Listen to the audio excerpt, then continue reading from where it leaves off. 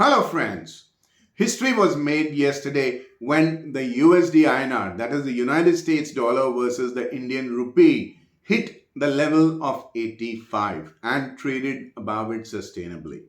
Now, how it concerns you, what you should make out of this, and what's the way forward, the impact on stocks, on bonds, on commodities, your household saving, etc. Now, a lot of people must be wondering why so much of smoke and fire is emanating from a segment of the market that a retail average Indian trader is not even allowed to participate in.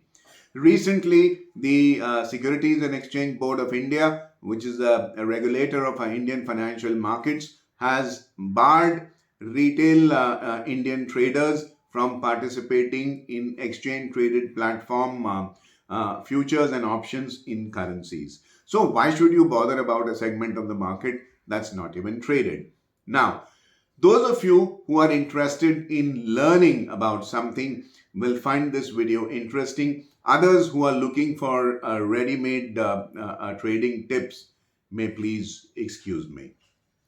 Now, what does the currency actually do? How the currency peg or the level at which the nation's currency trade determine the fate of the nation? Let me take you back in time in 1933. A young guy called Adolf Hitler had come to power in Germany after winning an election. That was 30th January 1933. Hitler knew what he didn't know. He knew he didn't know anything other than his subject, that was the military. So he had a unique way of choosing ministers. He would tell the rank and file average German to write an essay not exceeding 12 to 14 foolscap sheets on the subject that they were passionate about and send it to the party headquarters. He would read the essay, and if he liked what he read, he would appoint that person as the minister for that particular portfolio. Now, a very reputed economist by the name of Hjalmar Schacht wrote to Adolf Hitler that you have come to power when the German mark, the German currency, Deutschmark, has lost all its value. You see, in the Weimar Republic, the currency was so devalued and so debauched that people were actually resorting to the barter system. You want a pound of potatoes? I've got a pound of carrots. Let's exchange them because the Deutschmark is useless. You would have to spend hundreds of thousands of Deutschmarks to buy yourself a kilogram of food. That was the state of the currency. That state of currency exists in similar circumstances in Zimbabwe and in some other third world countries. So Dr. Hjalmar Schacht said, if you allow me to become the finance minister, I will have 34 different rates. Yes, 34 different rates of the Deutschmark versus the dollar, the British pound sterling, and the French franc. Now, what did he mean by that? What he said was, when we are importing, we need the Deutschmark to be strong so that landed price of goods are cheaper. And when we are exporting, we need the Deutschmark to be weak so that we are basically exporting goods at a very competitive price.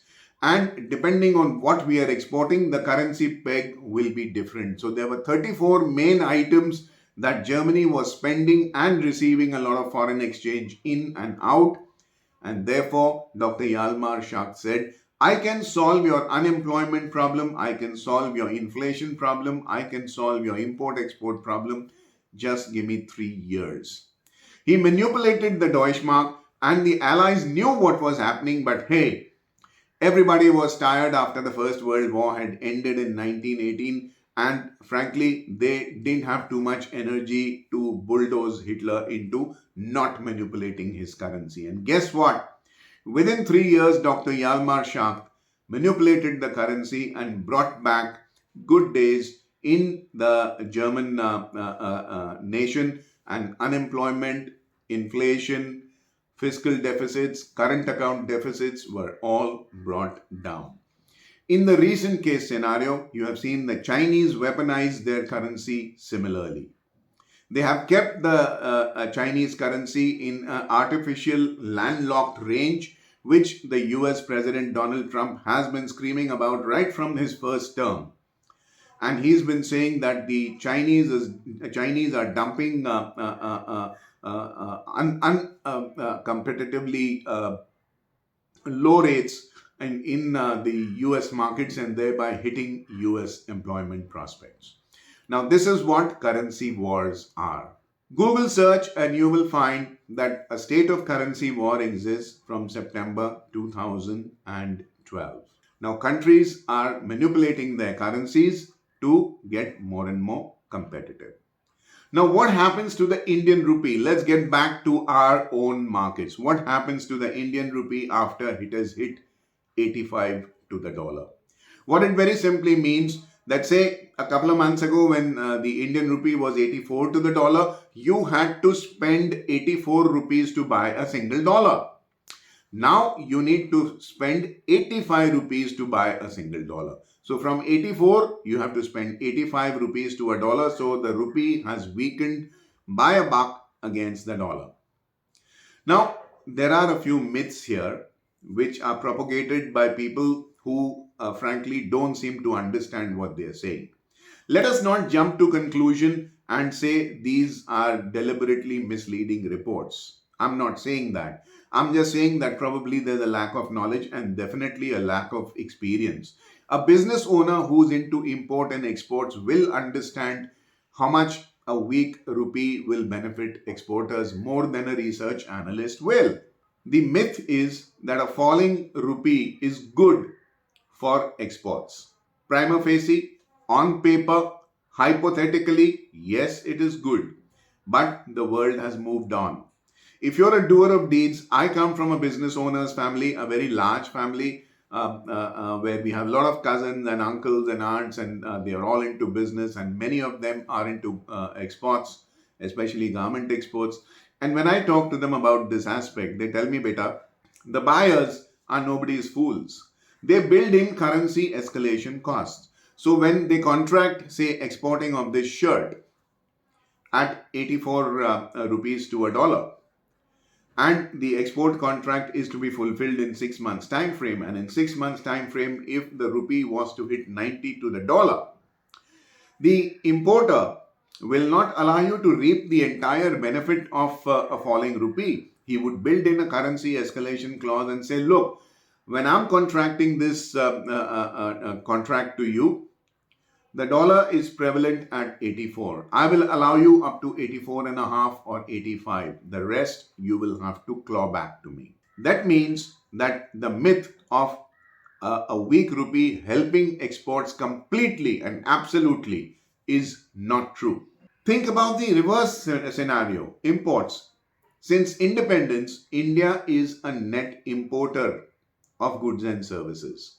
We do export, but net we import. So a weak rupee will basically result in what economists called imported inflation.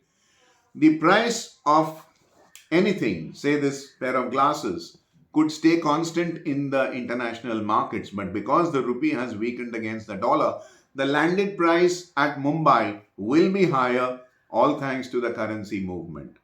So when the rupee weakens, our imports become expensive and we are importing inflation. That's not good. What do we import? A majority of our fossil fuels, natural gas, crude oil, etc., are imported. A huge amount of our pulses, dals, etc., are imported. And food inflation, remember, is something that I have told you about in my past videos. If everything is getting expensive, and food inflation is the worst kind of inflation, you can't starve to curb demand. It's not negotiable, it's not flexible. And which means that cost of funds will not really go down too fast. Now, cost of funds is something I have been begging, pleading, pushing, goading, and forcing my online family to learn about. I've shared hyperlinks to books written by Dick Stoken.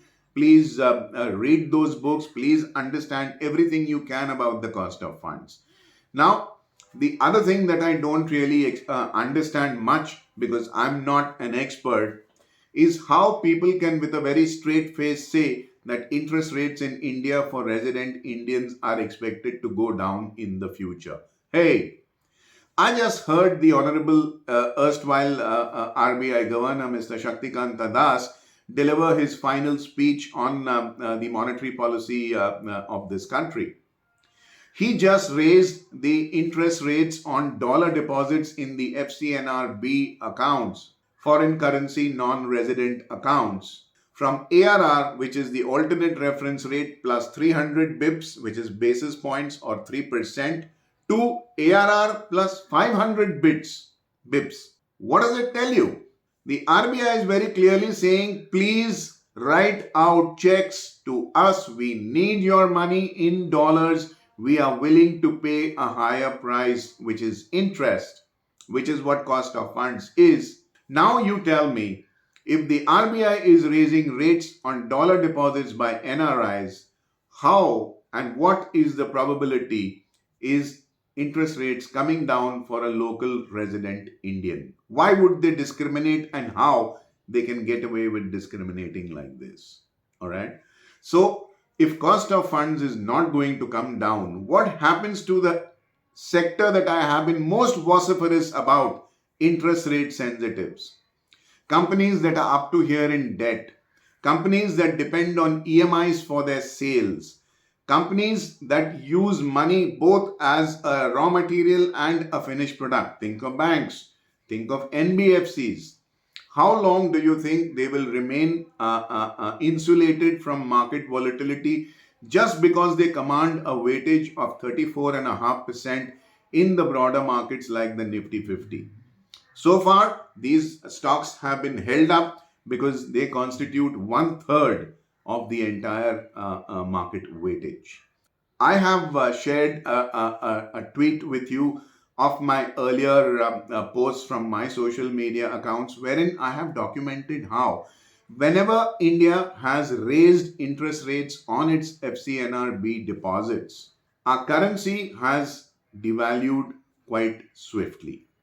Now, the long period average or LPA historically tells us that the dollar appreciates against the rupee or the rupee depreciates against the dollar between 3.5 to 5% per annum. So now you are at 85 in December of 2024.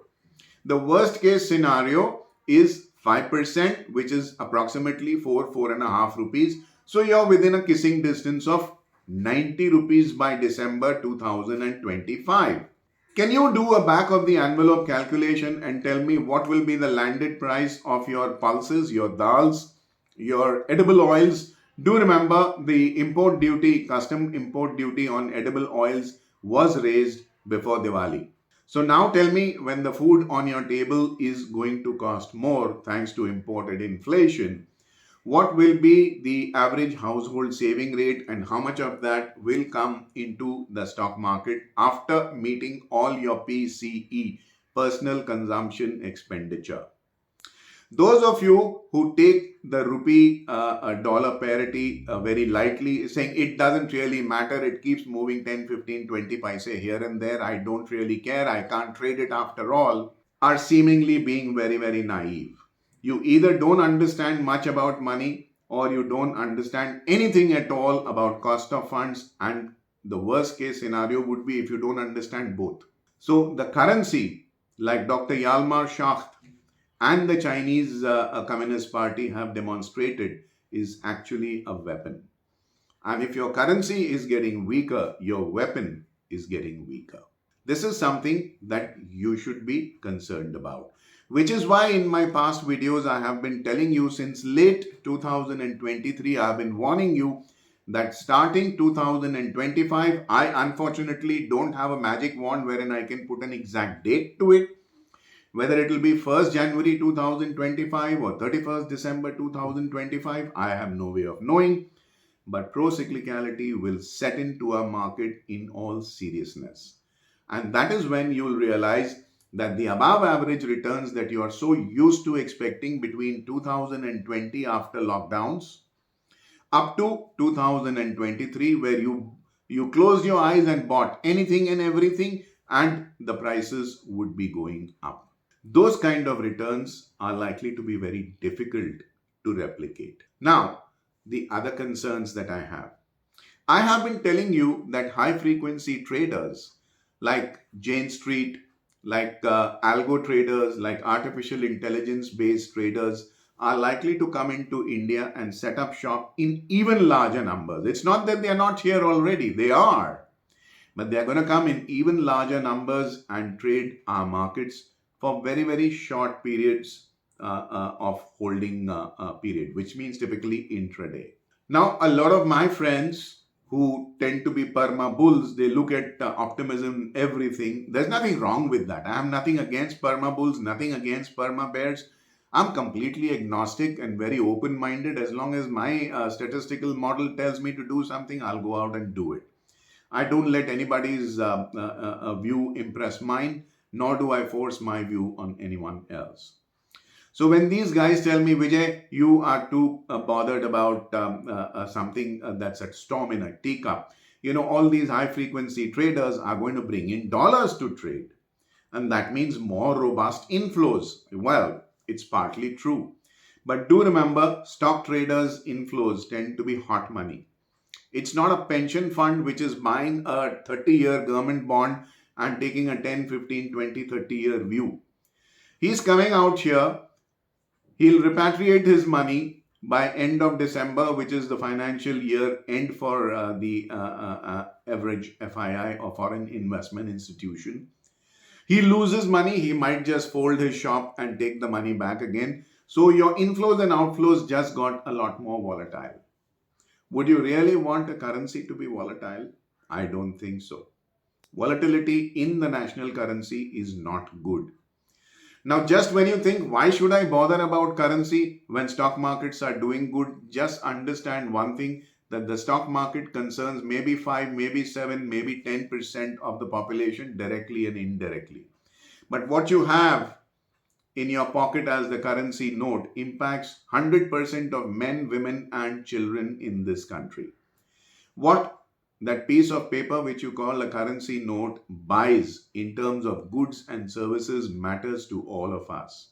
So whether you like it or not, you have to change your trading and investment standard operating procedure, blueprint, tactic, strategy, call it what you want, to adjust for the rupee, which is weakening against the dollar. Now, we will stand to benefit if the landed cost of oil and gas, which I'm bearish on, both of them. So a lot of people tell me, Vijay, if oil and gas prices are going to fall fast, and if they fall faster than the fall in the rupee, net, we would still gain. Hypothetically, yes. But when I made these two videos on pro-cyclicality, part 1 and part 2, I told you that sentiments in pro-cyclical markets are not really gung-ho. Remember, in bull markets, traders ignore bad news. In bear markets, traders ignore good news. In pro-cyclical markets, traders are beaten black and blue because they are still nursing a hangover of the counter-cyclical markets. By the time they change gears, and the change between counter to pro-cyclical market will be accompanied by very, very, very high volatility. I can't emphasize that enough. What kind of high volatility? Look at the chart on your screen. Every month from June, the Nifty and the Bank Nifty have given you bone-crunching volatility and falls. Sure enough, the indices have clawed back. But have your stock prices clawed back? Have you adjusted for the cost of carry? Rollover costs, brokerage costs, taxes that you paid on rolling the trade forward to the next month. Do a realistic assessment and do let me know in the comment segment. Ignore the rupee at your own peril. Friends, I hope my videos are bringing tremendous value to you. And I would love to know in the comment segment what you think of these videos and how I can help you become a better trader in my future videos. All I ask you to do is to share my videos with your friends and family and your social media groups so as to help me reach out to a wider audience to spread the knowledge of knowledge-based investments and trades. Before I sign off from this video, a reminder to subscribe to our YouTube channel if you haven't already done so. Click on the bell icon to receive fresh alerts about fresh videos being put up out here. And do share the video, please. I thank you for your patience and staying with me in this video till we meet in my next video. This is Vijay Bhambwani signing off for now. Have a very, very profitable day ahead. Take care. Bye-bye.